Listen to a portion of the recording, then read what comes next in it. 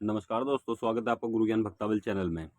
जैसा कि आपने थंबनेल पे देखा कि पावरफुल देवी या देवता कौन-सा है, जैसे कि कलवापोन, बुलाकी बाबा, माता मरघट की कालका, बाबा सबल सिंह, बाबा केसरमल बावरी और भी बहुत सारे देवी-देवता हैं।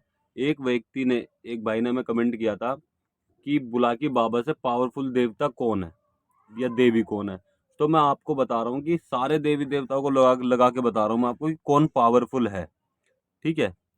सबसे पहले तो मैं आपको बता दूं, देखिए कोई भी देवी देवता सब एक समान है, ठीक है।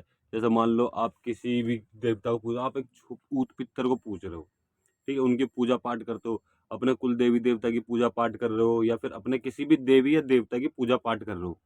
जैसे कि आपने मान लीजिए किसी व्यक्ति से या अपने गुरु से या किसी और से आपने कोई देवता ले लिया, ठीक है, दान में लिया, चाहे वो कैसे भी लिया आपने देवता, वो देवी या देवता ले लिया आपने। अब आप उनकी सेवा पानी कर रहे हो, सब चीज कर रहे हो, तो उनकी शक्ति जागृत करना आपके ऊपर है। सारे देवी देवताओं की शक्ति एक समान है, कोई भी बड़ा या छोटा नहीं है। किसी की भी शक्ति ये नहीं कि वो उनसे ज्यादा पावरफुल है, वो उनसे ज्यादा पावरफुल है, नहीं, ऐसा कुछ भी नहीं है। आपके कर्म पे, आपकी सेवा पे निर्भर करता है कि कौन देवता पावरफुल है। समझ गए? आप किसी भी देवी या देवता की सेवा पानी करो। जैसे एक मंत्र होता है ना, एक मंत्र का आप जाप कर रहे हो, ठीक है, आप जाप नहीं कर रहे तो वो कार्य नहीं करेगा।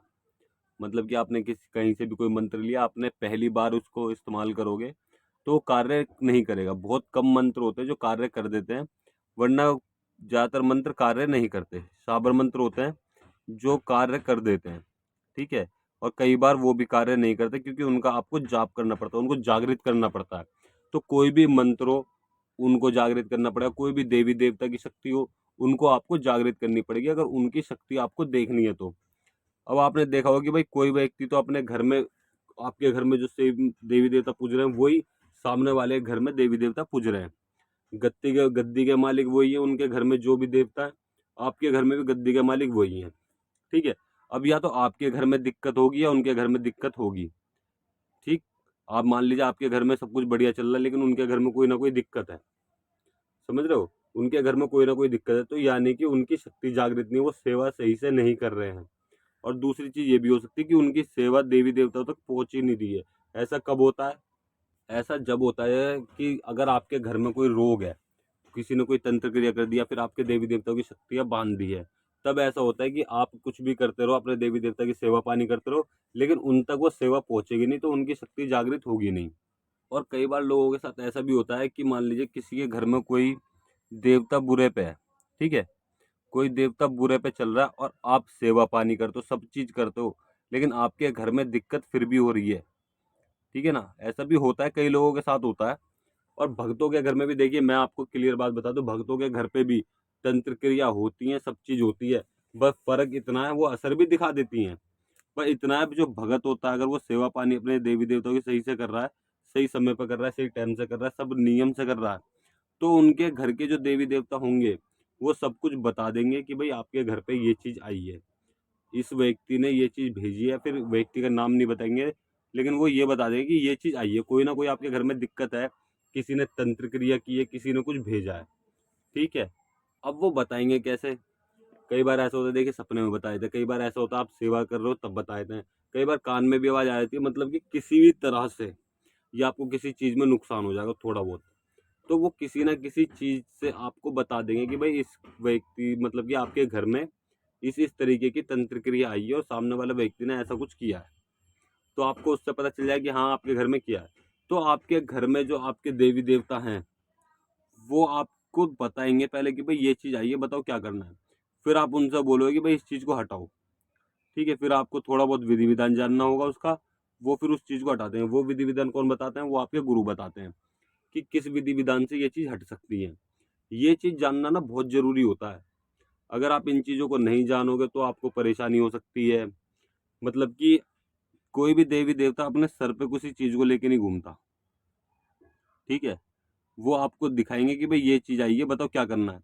जब तक आप उसको हटवाओगे नहीं कहीं मरघट में या फिर कहीं भी बंद नहीं करवाओगे, तब तक वो दिक्कत आपके घर में रहेगी, ठीक है। चाहे उसको कहीं भी आप बंद करवाओ, कहीं भी करवाओ, करवाना पड़ेगा, ठीक है। और अब मैं आपको, देखिए मेन चीज तो यही है कि देवी देवताओं की शक्ति कैसे किसकी ज़्यादा है। तो सबसे पहले मैंने आपको बता दिया कि सारे देवी देवताओं की शक्ति एक समान है, बस ये आपको शक्ति जागृत करनी पड़ेगी देवी देवताओं की। वो कैसे होती है? वो सेवा से होती है।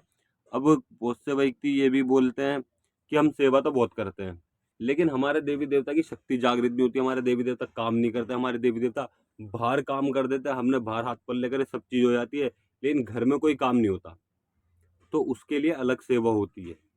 उसके लिए अलग से सेवा होती है कि आपके घर में शक्ति कैसे काम करेगी, आपके घर के लिए कौन सी सेवा करनी पड़ेगी, कौन से देवी देवता की सेवा करनी पड़ेगी, ये आपको आपके गुरुजी बताएंगे। अगर आपको गुरुजी नहीं बताते या फिर किसी वजह से आप उनसे पूछ नहीं पा रहे हो, तो आप हमसे भी पता कर सकते हो कि किस तरीके से देवी देवताओं की सेवा होगी, ताकि आपके घर में तंत्र क्रिया ना आए और आप भगत भी हो। ठीक है? क्योंकि देखिए, एक होता है कि आप सेवा कर ली, आप भगत बन गए, ठीक, और आपके घर में कोई भी जो भी दिक्कत परेशानी थी वो अखाड़े पे हट गई, लेकिन उसके बाद में भी मतलब कि 6 महीने में, साल में कोई ना कोई दिक्कत आ रही है।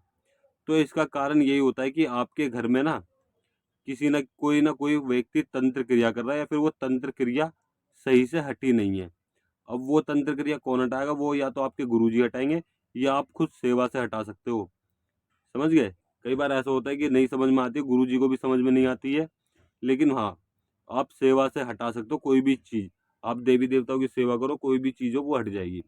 अगर आपको किसी भी देवी या देवता की सेवा पूछनी है, तो आप हमें कमेंट कर सकते हैं, या फिर हमें मैसेज कर सकते हैं व्हाट्सएप पे। हम आपको बता देंगे कि किस तरीके से आपको सेवा करनी है, ताकि आपके घर में जो भी तंत्र क्रिया है वो चीज़ हट जाए। आप हमें मैसेज करोगे तो ज़्यादा अच्छा होगा व्हाट्सएप पे। व्हाट्सएप नंबर हम आपको डिस्क्रिप्शन में दे देंगे, आप व्हाट्सएप पे मैसेज कर सकते हो। बात करने का समय सुबह 11 बजे से 3 बजे तक, आप इस बीच में हमसे बात कर सकते हो। सिर्फ व्हाट्सएप मैसेज करें शुरू में, डायरेक्ट कॉल ना करें, व्हाट्सएप मैसेज करें। हम आपको पूरी डिटेल में जानकारी देंगे कि आपको किस देवी या देवता की सेवा करनी है, और आपके घर में दिक्कत को किस तरीके से छुटकारा पा सकते हो आप, अगर आप भगत हो तो। अगर आप भगत नहीं हो तो आप गुरु धारण करके देवी देवताओं की सेवा कर सकते हो। कई बार ऐसा होता है कि भाई हम भगत नहीं बनना चाहते, लेकिन हम सेवा करना चाहते हैं, तो आप ऐसा भी कर सकते हो। बिना भगत बने आप सेवा करिए, और आपके सारे कार्य सिद्ध होंगे। जो भी आपके घर में परेशानी होगी वो भी ठीक होगी। लेकिन हाँ, आपको गुरु धारण जरूर करने पड़ेंगे, बिना गुरु धारण के आप सेवा मत करिएगा। ठीक? चाहे गुरु धारण आप अपने घर में भी किसी को कर सकते हैं। अगर आपके घर में कोई भगत है, कोई बड़े बुजुर्ग है जिनको इस चीज़ का ज्ञान है, तो आप उन्हें भी गुरु धारण कर सकते हो, कोई भी दिक्कत नहीं है। ठीक है ना? और हमने आपको बता ही दिया कि किसी भी देवी देवता की शक्ति कोई किसी से बड़ा नहीं है, सबकी शक्ति एक समान है। बस आपको जागृत करना आना चाहिए, उनकी शक्तियों को किस तरीके से जागृत करना है। मतलब कि सेवा से जागृत होंगी शक्तियाँ। वो सेवा आपको कैसे करनी है, सारे देवी देवताओं की अलग अलग विधि विधान है, अलग अलग सेवाएं होती हैं। तो आप वो अपने गुरुजी से पूछ सकते हो। अगर वो नहीं बताते तो आप हमें मैसेज कर सकते हो। सुबह 11 बजे से 3 बजे तक आप हमें व्हाट्सएप मैसेज कर सकते हो। ठीक है? अगर आप किसी भी विषय के बारे में जानकारी लेना चाहते हो, और अगर आपको हमारे द्वारा दी गई जानकारी अच्छी लगी हो, तो वीडियो को लाइक करें, चैनल को सब्सक्राइब करें और बेल आइकन जरूर दबाएं, ताकि हमारे द्वारा दी गई जानकारी आप तक समय पर पहुंच सके।